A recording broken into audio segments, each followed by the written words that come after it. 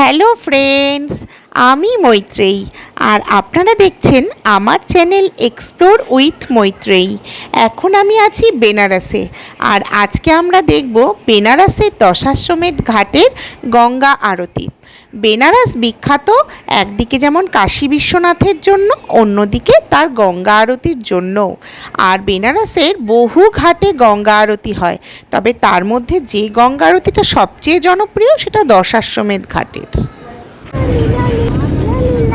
তো এবার আমরা এসেছি হচ্ছে রাজেন্দ্র প্রসাদ ঘাট, আর রাজেন্দ্র প্রসাদ ঘাটের পরেই হচ্ছে দশাশ্বমেধ ঘাট।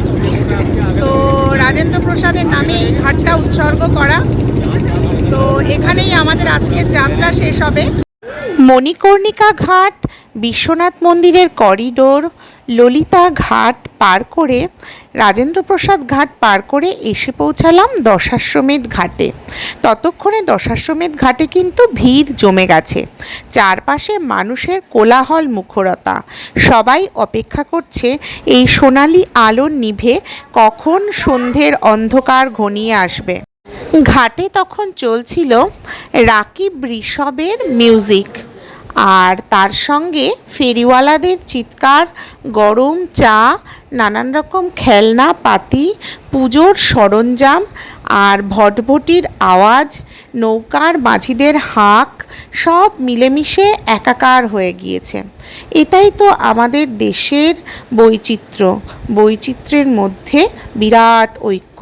প্রসাদ ঘাট পার করলেই দশাশ্বমেধ ঘাট, আর জলটা এখন কি সুন্দর না, মানে পুরো মনে হচ্ছে যেন গোল্ডেন কালারের জল, গোল্ডেন ওয়াটার কালারটা এত সুন্দর রিফ্লেক্ট করছে।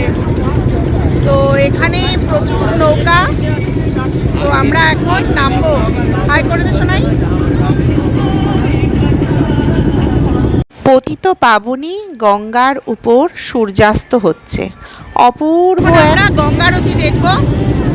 তো আমাদের এই ঘাটে ঘাটে ভ্রমণ এইটা এখানেই শেষ। তো এরপরে আমরা গঙ্গারতি দেখব। তো দেখা যাক তারপরে আর কি হয়। দশাশ্বমেধ ঘাটে নামার পরই দেখলাম একদিকে যেমন মানুষের কোলাহল মুখরতা, তেমনি অন্যদিকে গঙ্গা আরতির প্রস্তুতিও শুরু হয়ে গিয়েছে। মা গঙ্গার একটি পেতলের মূর্তিকে চুনরি দিয়ে ঢাকা হচ্ছে, মূর্তিটিকে ফুল দিয়ে সাজানো হচ্ছে। ওখানকার ব্রাহ্মণ পরম মমতায় কিন্তু সাজিয়ে তুলছেন মা গঙ্গার মূর্তিটি, আর তার আশেপাশে রয়েছে গঙ্গা আরতির নানা উপাচার। এই দশাশ্বমেধ ঘাটে প্রথমে গঙ্গা পূজা হয় এবং প্রতিদিন বিশেষ কোনো পরিবার এই গঙ্গা পূজার খরচ বহন করে, আর তারপরে পূজা শেষেই হয় গঙ্গা আরতি। তো আপনারাও কিন্তু চাইলে এরকমভাবে যে কোনো ঘাটে গঙ্গা আরতি এবং গঙ্গা পুজোর একদিনের খরচ বহন করতে পারেন। এখানে দশাশ্বমেধ ঘাট মন্দির ট্রাস্ট আছে।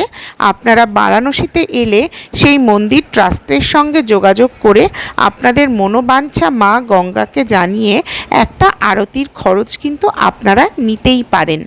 আর এদিকে 108 প্রদীপ সজ্জিত হয়ে উঠছে, তার সঙ্গে ধুনুচি সাজছে জল শঙ্খ, তার সঙ্গে পাখা, তার সঙ্গে ধূপকাঠি এবং আরও নানান ফুল, নানান উপাচার দিয়ে কিন্তু গঙ্গা আরতি করা হয়।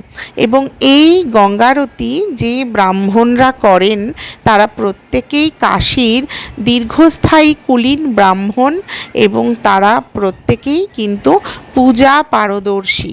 ব্রাহ্মণ ছাড়া কিন্তু এখানে গঙ্গা আরতির অধিকার কারো নেই, এবং পুরো গঙ্গা আরতিটা কিন্তু নির্দিষ্ট রিচুয়ালস মেনেই হয়।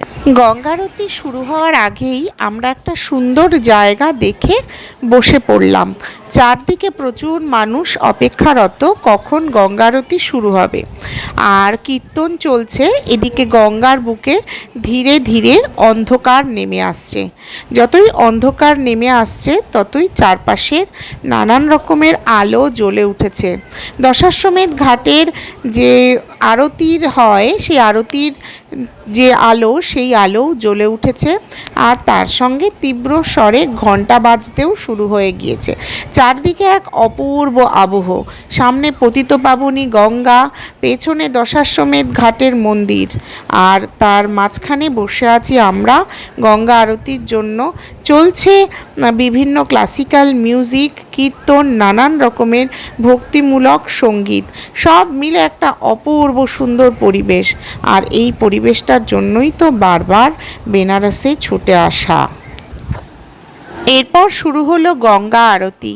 ঘণ্টা বাজিয়ে ধূপ ধুনো দিয়ে একে একে গঙ্গা মায়ের পুজো সেরে তারপর শুরু হলো গঙ্গা আরতি।